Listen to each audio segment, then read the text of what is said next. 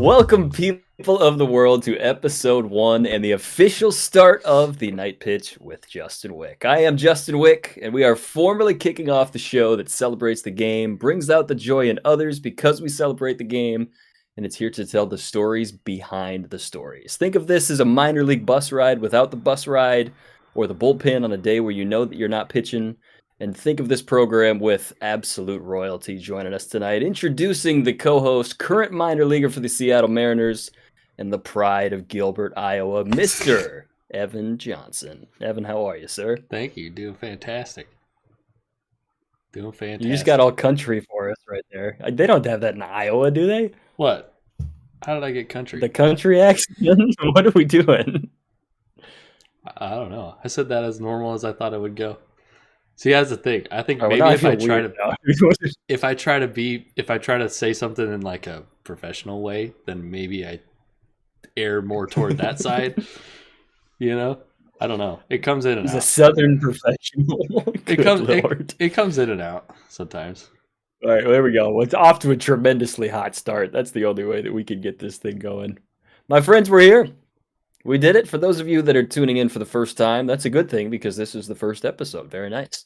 We had our test pilot episode, which we called episode 0, where we worked out the kinks. It was a little bit more casual than the full presentation that you guys see right now. We elevated, we updated the formula, and this is officially kicking this thing off. The plan for this show, and just so everybody's tuning in can get a good idea for the landscape of what we're looking for moving forward, we're going to have all sorts of guests on the show. It's going to range from players. It's going to range from media personalities. It's going to range from people behind the scenes that like to put this product together.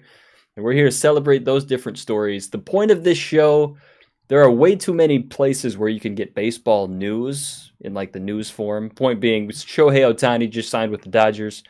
You've already heard all of those things. Everybody already knows this. That's the ready information that people are going to find on the daily basis. This show is going to be the backstory behind all sorts of different elements from the actual sources that are in the trenches, bringing it to you, making it work. So we're giving all sorts of people the forum in order to do so. We're here to have an absolute blast doing it. We've got a guy that's been in the trenches himself, and Evan, of course, currently with the Seattle Mariners. And Evan, for those of you, of course, I know this, but for anybody that's maybe turning in, if you don't mind, give us a little bit of backstory on what your career is and where your expertise comes from. So I grew up, small town, Iowa. Went and played at a junior college right away. Played for 2 years. Then went to Creighton, and that's where I met Wick here. We were roommates for 2 years. And now I'm on my 5th season in the minor leagues. But with COVID, it kind of makes it jumbled. But I've been doing it for a while now, so kind of get some experience just living in all sorts of different parts of the country and meeting a bunch of different people who play the game very different, very, very different, and it's fun to just understand all those nuances of baseball for sure. He's a very well-traveled veteran here. I'm thinking that you've called like a home stadium yours in like every single time zone in the United States. Is that pretty much correct? Yeah, I think so. I never thought of it like that, but people ask me what states have you played in? Where have you played at or been to? And it'd be much easier to name the states I haven't versus name the states that I have. Because I can think of like 5 really quick that I haven't. But then all the other ones I'm like, yeah, we probably played there. Probably. That's funny. That's not fair for like the people from the West Coast or in the Midwest because the states are so much bigger. Like anybody that grew up in like New England is able to say by the age of 12, they cross off like 12 by default just because how small the states are. But like you, on the other hand, of course, growing up in Iowa, your rounds within the minor leagues, you played up in Everett, Washington, you played in West Virginia. You've been, of course, all over Arizona with their facility down there and all of the different road trips in there. And then, of course, all of the places that you played in college ball. That's funny you say that. I've thought to myself at length as far as what is the badge of honor of how many states can you play in for you to officially be like, I've thought that's a good list of how do you know that you're a big time player? And it's when you've played in over 20 different states, when somebody else washes your uniform for you. There's a couple other bullets that you're like, you could say that you're, if they're actually selling single game tickets that are like reserved seats, that's a pretty big deal. There's a lot of like rites of passage as far as what do you need in order to say you're a legit ball player. But needless to say, I think you've accomplished like pretty much 99% of them right there. Well, don't shortchange where we went at Creighton too, because we played literally everywhere there. It's also true. Yes, we played all Good over the grief. I place. mean, I think that, I mean, all the conference realignments too. There's going to be college players that are out there just saying, "Yeah, it's nothing." All these people in the Big Ten just deciding this is where they're going to go. All sorts of business, man. Well, I'll give a little intro on myself, just so people don't think I'm this straggler behind it. Of course, Evans got me beat by several years of a minor league career, but of course, him and I playing in college, I transitioned into more of the media personality slash executive level. I don't know if I'm technically executive yet, but we'll see how it goes. I am currently an employee with the Baltimore Orioles, working as a manager of events operations. Previously worked for the Chicago Cubs, previously worked for the Major League Baseball League office, handled plenty of responsibilities with the Arizona Fall League, a bunch of different West Coast initiatives that they put together. And then it brought me to Sarasota, Florida, which is where we currently are, as you can see with this little backdrop that has zero resemblance to the state of Florida. There we go. Needless to say, that is the background. It's very cool to see this come together. Also, always a pleasure to come back to the roots of where we started playing college ball, see where it continues to progress. So, with that being said, this show is designed to celebrate those types of relationships. We bring people together, we talk about the cool nuances of the game, and as we mentioned, it's like a minor league bus ride without the bus ride on this program. So you never know where it's going to take us. We do have some show notes that's going to keep us loosely in line. But at the same time, this is wherever it takes us, just like those road trips or just like those bullpen conversations are going to roll. So with that being said, as far as the major headlines in the sports world, as those of you that potentially follow other sports may see, the National Basketball Association, the NBA, kicked off their in-season tournament a few weeks ago. It concluded this past weekend in Las Vegas, Nevada, with kind of like a Final Four type of setup at T-Mobile Arena. So it got us thinking. Of course, this is classic bullpen conversation. If Major League Baseball was to put a variant on what an in-season tournament might look like, what would go into this? And I think the technical formalities, you would do it in the months of April and May. You'd kind of group teams together, a lot of similar formalities. But Evan, I know we discussed this briefly before the show. Do you think this would work, or do you think there's no chance that this could kind of hold a torch? I'm saying that an in-season tournament, definitely no in baseball. I think you'd be better off doing some kind of skills competition event, right? I guess I think that sounds, yeah, maybe expand on All Star Weekend. I I just think wouldn't that'd be want to sweet, see an honestly. in-season kind of tournament with baseball, even though the season is very long. You know, Yeah, well, and I think the other angle of this too, if you look at pitching too, like as far as like the 2014 San Francisco Giants with Madison Bumgarner just carving through the entire playoffs, you're not going to see a workhorse like that. And I think that, I mean, kind of like the World Baseball Classic, there's innings limits, and some clubs aren't going to let their players pitch a certain amount. Some players are potentially going to just withhold themselves for participating.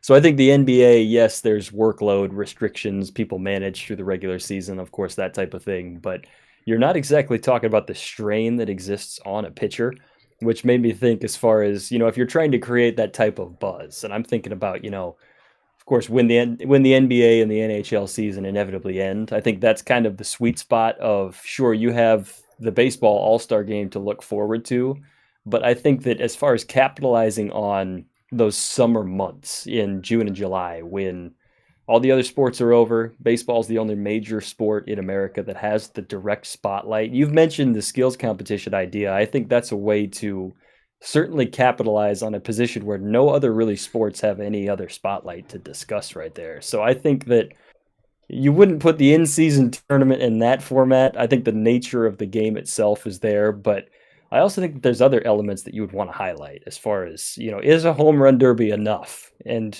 if you were to expand it like NBA All-Star Saturday night with a dunk contest, with a three-point contest, the skills competition, I think that we could all dream of having something where you expanded that over the course of several weeks. But I guess a good starting point on this is if we were to expand it for the home run derby itself, and we were to make that a marquee Monday night, let's roll this out and see everything. What would be the skills competitions that we would want to handle the most? Well, I think you make a good point as like it needs to be in that core month of where there's only baseball, right? And you could do something like that in that time period. And I think a skills competition would be a good way to not only like have something else going on that's exciting for people to watch, but it's also a good way to introduce people to data, right? That's also true. That's a spot on point. Because a lot of people are watching the game and they show like, oh, this had this exit velocity, this, this was this pop time down to second base, or he ran this fast, just on a double or whatever. You could watch the skills stuff and you could know like, okay, an exit velo 115 is like incredibly high, right? Sure. You don't just see the ones that are between 108 and 115. You see people go up there and like try to hit it as hard as they can, and they go 120, and you're like, wow, right? This is actually perfect, honestly. Well, and I think that especially, baseball people are familiar with the different StatCast dashboards, but if you created this just saying for the actual tangible, measurable, performance-based metrics, just look at them, and then you can think to yourself, how do we generate something that maximizes this? So if we're going so far on the heavy side of the spectrum to generate this, I feel like the ideas would kind of come up with itself. I think that you could almost do kind of like a decathlon type of thing of seeing if you're a true 5-tool player, Yeah. if you had like a measure, kind of like what was the world's strongest man competitions where they had all the different ones that went into it. All right, well, let's find out who the best 5-tool player actually is. Yeah. Well, and I think beyond that, as far as educating people, just because you see so many other players that maybe they're isolating when you're living in an era where the three true outcomes of strikeouts, walks, and home runs are so dominant in this game. I think that if you were able to generate a skills competition to highlight those different skill sets of a 5-tool player, that could be, I mean, it's more enticing as far as letting people know that there's other ways that you can develop your craft. But I guess if we take one isolated, which is power, because everybody, I mean, if you put a skills competition for a contact hitter, I mean, I guess you could like put targets on the field and see how they spray. That'd be kind of cool too, I suppose. And that's kind of like, what was that video game? MVP Baseball 2005 with like the mini Yeah. game with all the ramps. You remember that one? Yeah.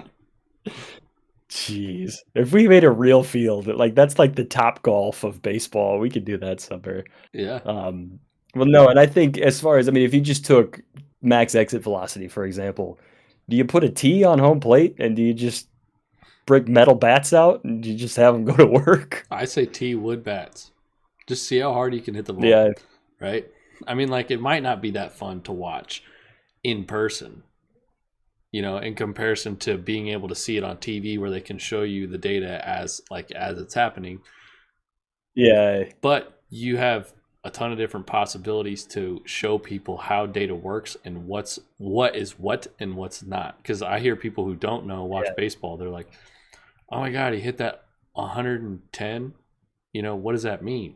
Like, well, that's pretty. That's hard, true. That's spot on. Because they don't have the and reference.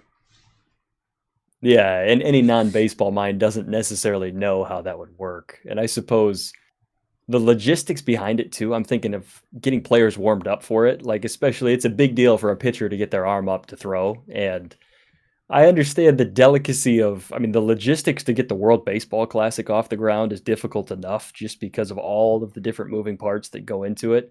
So as far as, I'm just thinking, how do you convince an organization of, all right, we're going to see who can chuck the ball the longest. We're going to go to the local NFL stadium and we're just going to put them out there. But yeah, I mean, you brought up actually a good point on this too, as far as you think that the distance throwers wouldn't necessarily be the max velo throwers. So there could be like a lot of different angles behind this. Correct. I think the person who would win the long toss competition, who could throw it the furthest, would not necessarily be the person with the highest average velo. I would say it's pretty likely that that person is not the person with the highest average velo. And then if you did a pull down version of that, where you recorded velo on a running start, I think people would be shocked at what guys would be really good at pull downs and what guys would not be as good at pull downs. Because it's a totally different thing. You've seen people who That's true. you've played with that they aren't great at pull downs. Their pull down velo matches their velo on the mound. And then you see guys who throw Yeah. pretty slow on the mound, and then they go to a pull down and they throw harder than everybody else. They're just good at pull downs.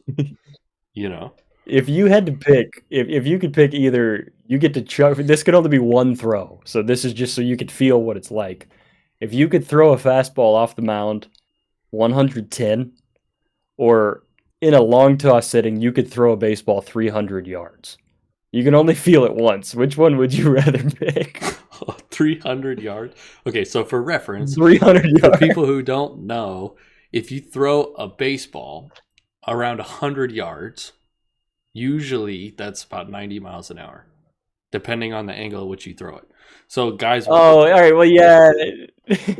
people. So I forgot. Yeah. So if you're throwing it, I don't know the math, but if you're throwing it 300 yards, you have to be throwing that. I need to put a stop to this. Actually, this is not even accurate. Goodness. What would the equivalent be to 110? Well, I don't know. I'm trying to think. Yeah, like whatever the mathematical distance wise. Let's go like 150. Well, somebody might be able to throw 150 already. Well, think about a golf drive. If you hit it like 300 yards, you usually hit it about 120, maybe. Please, if somebody actually knows, please. I don't know for sure. Don't tell me I'm stupid, because I'm thinking it's within like that range, but. That would be to throw a baseball that far. I don't know if you would have to have more velocity out of the hand versus velocity with a golf ball, because I don't know how that air. Yeah. I would imagine a golf ball flies a little better through the air, just with research and data, than a piece of leather wrapped in string, because they haven't really thought about aerodynamics with that as much as they have with golf balls. So. Probably goes a lot further. I suppose a better way of framing this is the satisfaction that people get of long toss throws versus like actual mound throws. And I know that this kind of corresponds to, you'll see the way people program off-season training or even in-season training. If you're a starting pitcher, you've got your bullpen day, you've got your game day, you've got a couple of recovery throwing days mixed in. Maybe you're off one day and then you've got a long toss day. Some guys swear by long toss. Some people don't do it nearly as much, but it's always interesting to me to kind of poll different pitchers and talk to them about, do they like throwing long toss, or do they like throwing, like on the days that they're actually on a bullpen day or a long toss day, where do you find the most satisfaction? And is it letting it eat on the mound, or is it letting it eat on the football field where you're just airing it out? Like, that's always a fun discussion I think a skills competition could really hybridize both of those and be the best of both worlds if it ever came to something like that. Yeah. Because I know people who can throw a baseball very far, and then people who can't really do that, but they get on the mound and they throw flames, So there's nothing worse if you're. It's a whole different story. If you're really damn good at long toss and you just decide there's nothing more humiliating if you're the dude that chucks it like in the 95th percentile and you get off the mound and you're just like, what is happening to my arm right now? Good grief. There's always something right there. But it's there fun. We go. Well, I mean, I think that, yeah. Because I don't know how much you played long toss, but you weren't really like, I'm thinking, with the guy with your slot, you're not necessarily like a get out there and try to throw it 300 feet. Well, it's funny you mentioned like arm slots too, because it wasn't until I started, I guess anybody that's viewing right now, I had a very weird arm slot, which is part of why I'm probably not playing anymore. All right on. But no, it was when I started throwing a lot more long toss, that was when my slot started lowering. I was always kind of like a 3/4 guy, but I remember I started getting lengthy and my arm just started finding out how to rotate with my body. And then slowly over time, it started lowering to the point where I kept throwing long toss because it felt really good and it was just coming out of my hand the way I wanted. And then it started lowering like beneath 90 degrees to where I was pushing submarine territory. But and then I was like, all right, it was more when I was on the mound. I would kind of cheat it a little bit, just throw it a little bit more over the top, kind of emphasizing arm action. But when I would get on the actual hill, I would try to do the same thing and it would start like lowering. And I remember losing like 6 miles an hour out of nowhere, and it was all just because my elbow couldn't turn over the way that it used to. So, I mean, I'm a huge long toss enthusiast, but it like really clicked at me if I couldn't really throw it as much with a different slot when it really solidified itself.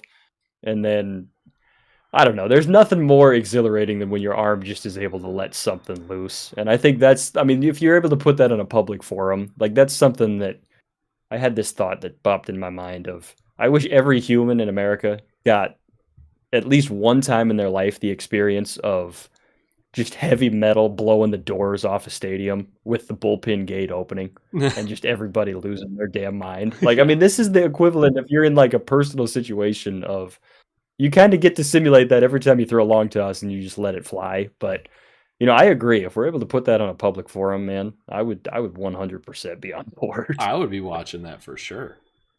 I already like watching the NHL skills competition. That's one of the best ones too. That's right. Yeah. We need to get on the level right there. We'll keep the options open. We'll keep the poll for the people so they know how to get it going. But that'll be if we're able to get this into fruition, we'll be able to say that it started here first, even though I'm sure that we're not the first people to have this discussion. Here we are putting it on forum, episode 1. So there we go. We'll continue to develop. We'll continue to see how it goes. We're going to take a short intermission for now, but we've got some serious topics coming up. We're actually going to talk about some more serious elements of the game coming up next. So stick around. Don't go anywhere. Intermission 1 of episode 1. We'll be right back.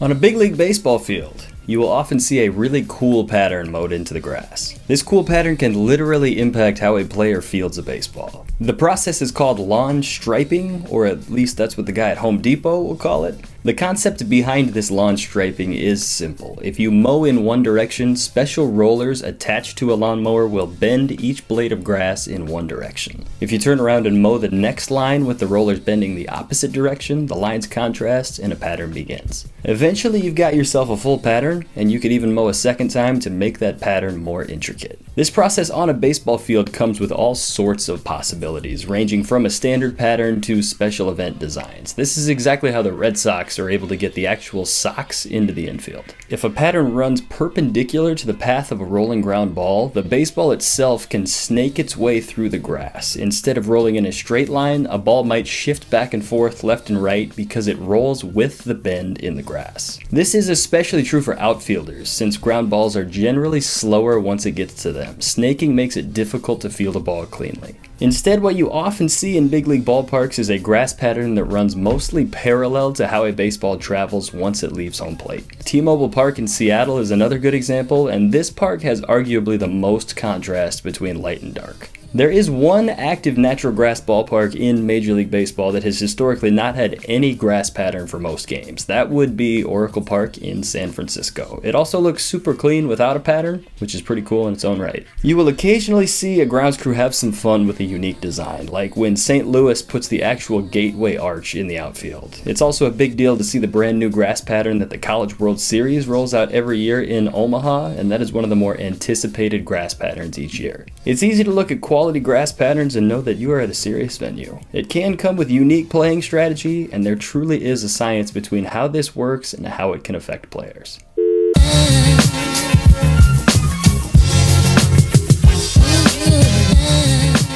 Welcome back to the program, my friends.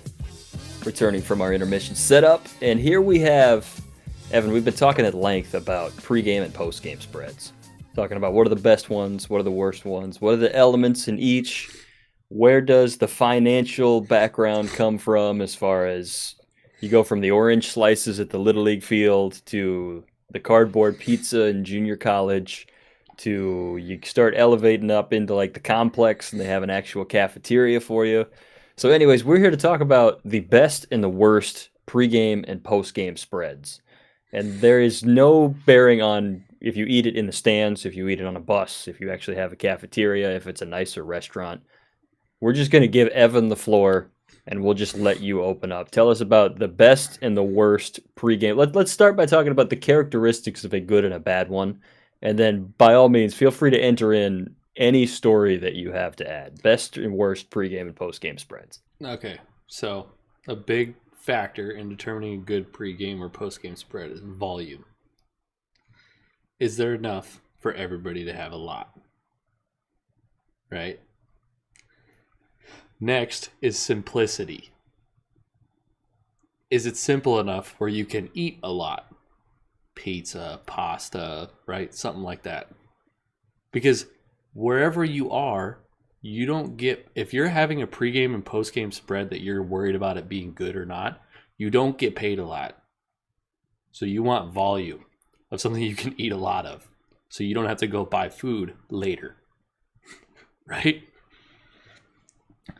Best. You get this down to a science. You actually had a list down? Like, did you write this down before? No, this is just it. I know this. This is in my head because whenever I walk in from the game and I see pasta and it's 5 big trays of pasta, I'm like, yes, I don't have to eat later. Yeah. Now, if I walk in and it's like little deli sandwiches and little packets for like each person, out. So far out. This is the worst ever because, you know, you can't go get another one because there's one for everybody. But it's a deli sandwich. It's like 200 calories. If there's pasta, sometimes the bread people is bigger leave. than the rest. Yeah. It's the deli sandwich where the bread is literally like 90% of it, too. Yeah, it's just like 2 strips of meat and like some lettuce and a bunch of other condiments that maybe I don't want. You know? And it's brutal. It's brutal. But then the pasta, sometimes people leave, right? They go eat with their families or friends or whatever. And then sometimes you get to take home a tray of pasta. Tray. Yeah. Best post-game spreads, pasta or pizza. Pasta or pizza. I don't think there's not a lot of complaints for that. I know that the delicacies every so often, if like you get the Chinese food buffet after the game, I mean that's an abnormal one. I've had that occasionally. I'm trying to think as far as like the pregame spreads are unique too. The postgame ones are where you could really score some points and like where players will like really look forward to actually going to the visiting teams. But I can remember like my opinion on the pregame spreads, it different like especially when I was a starter of I don't remember much of anything about the pregame spreads of the games that I actually pitched because I wasn't really taking advantage of them like I otherwise would. Oh, yeah. Which, I mean, that was the joy of, like, if you ask any player where the best spread is, it's usually the reliever that gives you, like, the most accurate assessment on how good they are. Yeah, for sure. Because we had the most I know, as far as do nothing. Yeah, well, and I mean, especially you find you get labeled the spread crusher too, though. So we got to have a dangerous. We got to make sure that nobody crosses the line there. Oh yeah, yeah. That's just a spot on, and I mean, yeah. Well, that's just the awareness of make sure you're not being a slob right there. But as far as you mentioned, like when you were in junior college, I've got a couple to share of like the absolutely just. Well, I guess I'll open with when we would have double headers at the junior college that I went to. We had on numerous occasions 2 loaves of bread and a jar of peanut butter, and we didn't even have a knife for the peanut butter, so we pulled the foil off and we folded it. Well, and then it started like dawning on me going, I didn't think that was unique to my school because we were like carrying it like a badge of honor, and like it sounded like that was actually a normal thing. But anyways, you were a JUCO guy too. What was the pregame? What was the best food stories of when you were in junior college? Well, I remember going somewhere for a weekend, and they gave us meal money to eat that, you know, to not, like, that was not food that was pregame or postgame, even though pregame and postgame food was the same thing, but they just kept it in a cooler next to the dugout. But we'd get $20 for like 4 days. So everybody's eating the dollar menu. You ain't going to like Applebee's or whatever. But we had the same thing that you had. We had PB, no J, bread. That was it. Like a lot of the time. And it was just a big bucket and there's nothing to scoop it out with. So I remember guys like taking and putting like bread on their hand and like just swiping that's right. There you go. In there to get the PB and then like going like this and just calling it good. They ate like 4 of them. Just like grass and dirt and all just random crap like in the PB. It's gross. It's so bad. It's the most JUCO thing ever. I remember we had guys that we had like bottled water that they would take the wrapping off of the bottled water, fold it on the backside, and then they would take 2 fingers and just, like they had a sheet and then they would dip it that way. But I remember this was, I think, my sophomore year at junior college. We were playing I went to JUCO in Phoenix, Arizona. We were playing in Tucson, so about an hour and a half south. So we were told that we were going to get food after the game, and that's all we knew. So, anyways, we were winning by like 6 or 7. Nobody really keeps it. It was a fall scrimmage, so nobody's really keeping track of score. We're freely substituting it, whatever. We're throwing. I think that we didn't even have umpires. Catchers are calling the game. But anyways, we are up about like 8 runs, and we're kind of deflated because it was like an 18 inning game that we're just playing all the way through. We got all kinds of players. Well, so the coach says, "You're up by 8. If you guys win, we're going to In and Out. If you guys lose, we're going to Little Caesars." And so I think we ended up winning by 8, but it was like tied or we were up by 1 at the time. So all of a sudden our entire dugout energy completely changes to everybody's like losing their damn mind over this. So I think this happened twice. The first time it was like we actually won. We were fired up about it. We're going to In and Out. Hell yeah. Well, then the next time we lost, and then we still went to In and Out, which was like the most reverse JUCO thing that I had ever seen before. But that's pretty good. The classic switch. We had multiple players go to Golden Corral and put ketchup on a steak. That was a good one. I think that's just another. I don't even know.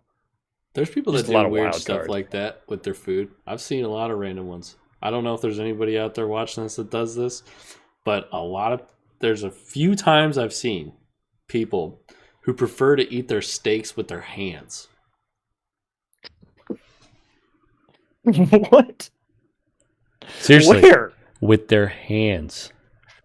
They pick Where it do up they like do this? this and eat it like this. I don't need a science experiment on how they do this. I'm like, what environment have you seen this before? I don't remember who they were, but they preferred to eat steak with their hands, and that's all I remember.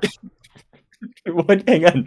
You don't remember who they were? Like No, you've I seen don't it remember. multiple times? I don't remember who these people were, but I've seen it multiple times where people prefer to eat steak with their hands, dude. I'm like, I'm mean, not that's calling pretty. you out on this because I believe you. It's just like I can't believe that you don't have one example of actually this one time. I can't when remember. It did happen. I can't remember who it is. I can't remember, but I swear I've seen it multiple times because the second time I was less surprised. I was like, oh yeah, I know somebody else who eats their steak with their hands, right? So like it wasn't that surprising, but then you think back on it and you're like, how the hell do people eat steak with their hands? Like I guess it's pretty primal. Well, I think like you pick a piece of meat, yeah. But like it's one of those. If you saw this before you went to junior college, you'd just be like, "That's the weirdest thing ever." But if you saw it like in a JUCO setting or in like some gritty, hard-nosed, nasty, overachiever baseball setting, yeah, that dude's just eat a steak with his hands. Just, well, see, that's the thing is you wouldn't know that about somebody in JUCO because you ain't getting steak in JUCO. That's also true. That's you're not having steak, so you don't worry about it. So then when somebody eats, or you do. Yeah, you do, and then you don't have the knife. It's like the peanut butter and jelly, so you have to eat it with your hands. Yes, that would be the only time that somebody would eat steak with their hands in JUCO is if you had steak. Because if you had steak in JUCO, you likely didn't have any knife and fork with it. You're more likely to eat it with your hands if you have it in JUCO because you don't have a fork and a knife. I promise. Listen, I really did enjoy junior college, all right? We're not just bashing. I know nobody's going to believe this after we share this story, but for anybody prospectively looking to go, like, it's really not that. I don't know how to convince people it's not that bad after saying the last 5 minutes that we did, but I mean, it really was a good experience. Here's the thing. If you go to JUCO, you suddenly have street cred. You know? That's true. Now, I remember being at Creighton with you, and there was an unnamed player who made me so mad, and everybody else made them mad too, because our year we had a bunch of guys who went to JUCO. Yeah. Right? And I remember our first game at TD Ameritrade Park, right? Best college stadium in the country. How could it not be? You know? And we're in the kitchen, and they asked us before the game what Chipotle bowl we wanted. And everything exactly what we wanted on it. And I was sitting there thinking, like, what is this? I had shaved meat in a giant ball of saran wrap that everybody was like trying to pick out of the the cooler. And this guy he gets his bowl and he opens it up and he's like, I asked for guac on this. This is a bunch of. I slammed it in the trash can. And all of us at JUCO who got to Creighton are looking at him like, this freshman does not need to be here. He needs to go to a JUCO now. Because the fact that you even got Chipotle and you got what you wanted from Chipotle, you put in your own order. Like, I remember when this happened, I looked in the trash can to see if it landed right side up or upside down in front of the other trash, because I was going to take it out of the trash and take it home. Yeah. Like, I literally looked in. I mean, I remember it was like dirty trash, so it wasn't. I mean, it was upside down, but I remember looking in there, literally thinking to myself, "This is it." I was like, this dude, he needs to go to JUCO right now because he's got to learn. You know, and that's well, I mean, that's it's the advantage even beyond of JUCO. that. Like, yeah, like the life stories that you're able to take away from this. And I mean, this is something that I don't think that it's isolated to junior college. And I mean, this isn't isolated to baseball either. But I mean, you look at the battle tested angle of, I think that the cool part about what I really learned is that the stars don't need to be aligned in order for you to perform your best. And I think about the times that I was just feeling like a complete mess that ended up being some of the better games that I ever performed. Like, I remember that mentality shifted of, it was as if we're going to flip a switch and we're going to compete now that we're on the field and we're ready to go, as opposed to I feel like I need to do every single thing to line up. And like, I think that's the art of a performer. And I know this is going to take a really serious twist on this. I know we were just talking about joking around about food, but like, I mean, this is something I've really kind of tried to expand on as far as the most elite performers. You don't know the stories about, a big leaguer showing up hungover, or I think the story of, what was it? It was somebody threw a perfect game, David Wells, and he was at a Saturday Night Live after party until like late at night, and then he threw on a Sunday for the Yankees in a start, ended up throwing a perfect game. Like, you hear stories about this where, I mean, I understand that was maybe self-inflicted, and I'm not encouraging people to go party until 3 a.m. the night before a start, of course, but I mean, Michael Jordan playing with the flu, these type of other elements of when you're able to take those potential setbacks and you're able to take the energy from it to twist your performance in a more positive light of, this isn't going to hamper my performance, but it's going to twist my mentality to see this as more of a competitor.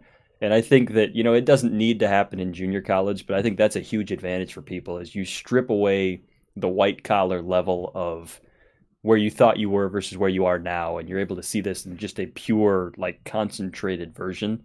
So that's something that, I mean, I think that you can learn that. You can reflect it within the food. So that's the opposite of the reason that this topic comes out of that, is because I think for the average human to develop this understanding, it's best represented through the food selection of college baseball. Well, I wanna expand on something you said, where you don't get all that window dressing before you go to play. Sometimes it's not right. And that's the reality of baseball. As long as you're going to play, sometimes it's not right. How bad of a player are you that you have to feel good to perform well? Yeah. How bad are you that you have to feel fantastic and be in your perfect routine in order to play well? Yeah. And that's funny you mentioned that too. Oh, go ahead. Well, this is why I think that I'll promote kids going to JUCO versus going to a D2 or a D3 or like an NAI first. I'll say go to a JUCO because you learn how to deal with all that crap and perform. Go play in the Northwoods. It's the same thing. Travel's brutal. Right. It's just like the minor leagues.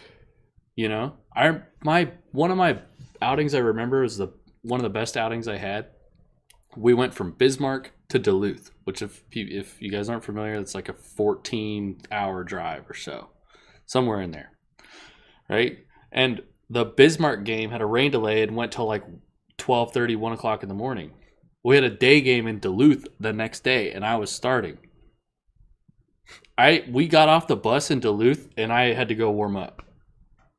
We didn't stop anywhere. We got on the bus in Bismarck, drove 14 hours, and then got off the bus in Duluth, and I had to go warm up and start, and that was one of the better games I had thrown. So every time I hear some crap about people complaining, it's like, I don't want to hear about your complaining, because if you complain about this little thing affecting your performance, then you're probably just a bad player. I mean, that's the coolest thing when you're able to wear that like a badge of honor too. And I mean, you mentioned the different levels of as soon as you get off the bus, it's like we're doing this against the odds. Like sometimes I think that that's actually a better advantage rather than I mean, you have nothing to lose as opposed to like you walk out of the bus and you're like, I'm not supposed to play well today, which means I am going to play extremely well today. Yeah. And I think that mentality, especially from people that are trying to like excel in any particular field, I think there's an untapped type of advantage of what you're able to find through something like that. And I think about, that's good too, especially like you as I mean, you've been a starter and you've been a reliever. Like, is there any just wild? I mean, you mentioned the Duluth bus ride. I mean, that's certainly something that a lot of people could attest to. Is there other warm up stories? Because I'm trying to think of times when I was asked to warm up of like it would be a Sunday in a college series, and maybe I hadn't pitched the first two games of the series, and then it's like the eighth inning, it's 40 degrees, and there's a left-hander on deck and they want me to play the matchup. So they say, you have the next guy. And then I ran to the bullpen. Mind you, my legs have been standing there for 8 innings. And then it's like, you have the next guy. Run down to the bullpen. Your blood pressure just spikes because you've been standing Yeah. around trying to keep loose. And now it's like, you're in, by the way. Like, is there any other just abnormal warm-up stories where you realize that the cards were just completely against you? Yeah, I can think of a few. I just, I don't, it's weird because you always go into those situations with a little bit more of a clear mind if you know that the odds are stacked against you. Now let's say it's like, oh, you know you're Yeah, gonna pitch in the seventh, so you start getting ready in like the fifth, and you start like trying to make everything perfect in the bullpen before you go in the game. Well, sometimes as you go further along in baseball, the time that the grace period that they give you before you need to go in is like shortened by a lot. And a lot of times yeah. that's great because they say, you got next batter. You're like, oh crap. And you get up there and you grab the ball and you go to throw to the catcher and you know you're gonna be tight, but you just let it fly first pitch and just like loosen it up right away. And that almost fires you up to get in there and go play. You That's know? also true. Just like you were saying, that kind of fires you up, gets you going. Jeez. Instead of ever I being think the worst one. you don't have an Yeah, opportunity for instead of things to being be so so tight on it. nitpicky. I can recall a couple times where I've been called in as a reliever to pitch on the heels of an injury by the pitcher, which means that Oh, you get the max. There is no limit on how many warm up pitches you throw, but you go into the game mound to go and do it. yeah. So I can remember I was pitching in Waterloo, Iowa, and I came in for somebody that was injured. They were taken out, so people are like, "Is everything okay?" Well, not a bit. So all of a sudden, I'm in the dugout. It's like the third inning, and they pointed to me, saying, "It's your day to pitch. We know you can get us at least 2 innings. Go and do it." So I remember grabbing my glove. I had just put on my spikes, which I hadn't. I mean, it's the third inning. I know I'm not pitching until at least the sixth. So I put on my spikes for some reason, and I'm thinking to myself, if I didn't, that would have just been even worse if the Yeah. entire ballpark is sitting there waiting for me. So another life lesson I picked up on that as far as after the first inning, I no longer went another inning without my spikes on. But so I'm on the game mound. You're typically allowed 8 warm up pitches, but I have unlimited pitches to get warmed up because there was the injury. And I know like the way that the mental game can shift so much just because you're standing out there and you keep throwing and you can sense the crowd's getting antsy, the hitters in the on deck circle watching your every pitch.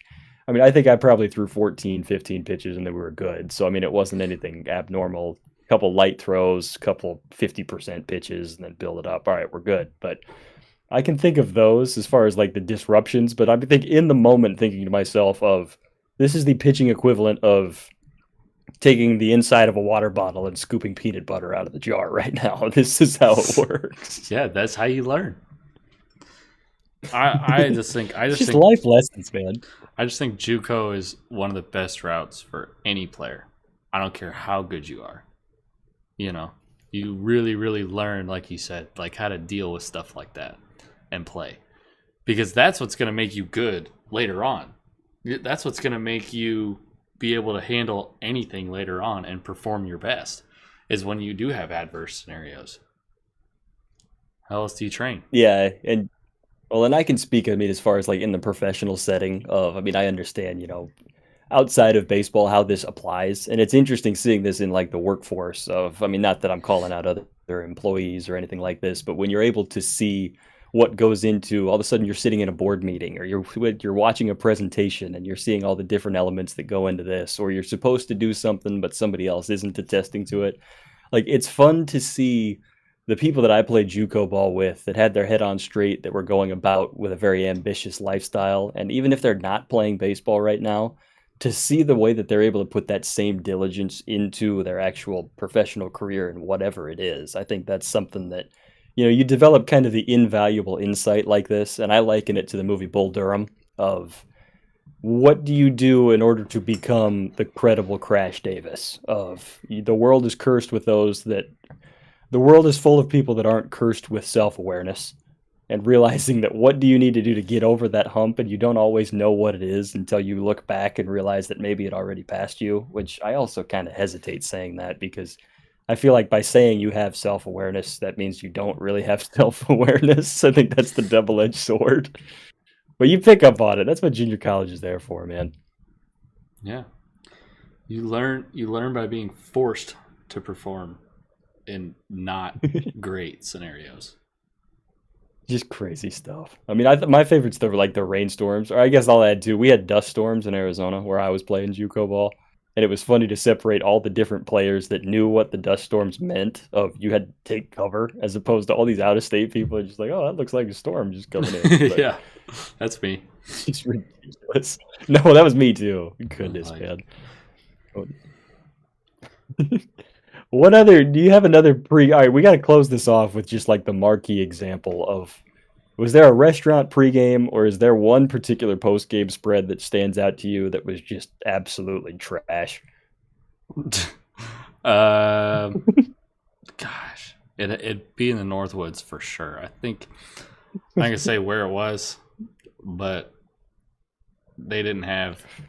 I mean, it was unused concession food, right? But they didn't have enough of it. So you got, Oh, let's say, like a hot dog cut in half, and then, like, not kidding you, like that much, like mac and cheese or something like that. And that's what I remember as being the worst. Not the best story, but that's what I remember being the worst. There's some funny stories in there, but a lot of them just involve the scenario of how you got the food or the frequency at which you get the food. Because a lot of times, especially in the Northwoods, you end up having the same stuff every time you go somewhere. If you play there for multiple years, you know exactly what it's going to be before you get there. there was when I was working with the Arizona Fall League. I mean, for those that don't know, a big minor league system of in October and November this league plays. We did a triple header at Chase Field where the Diamondbacks play. And so all six teams in the fall league, 3 games back to back to back. I think like 11 a.m., 3 and 6, or however we structured it. Anyways, the pregame spread, the head clubby coordinated meals coming in, meals coming out.